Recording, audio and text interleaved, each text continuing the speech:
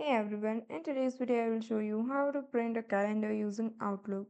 So first open Microsoft Outlook, either the desktop app or web version and sign it to your account.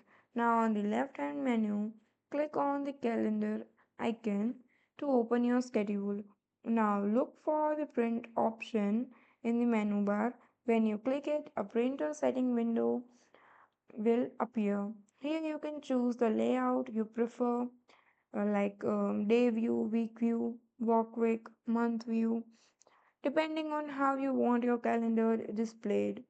Once you have selected your view, check the print preview to make sure everything looks correct. If you are happy with the layout, click on the print button. Make sure your printer is connected and ready. And that's it, your Outlook calendar is now printed. So that's all for today. Thank you for watching.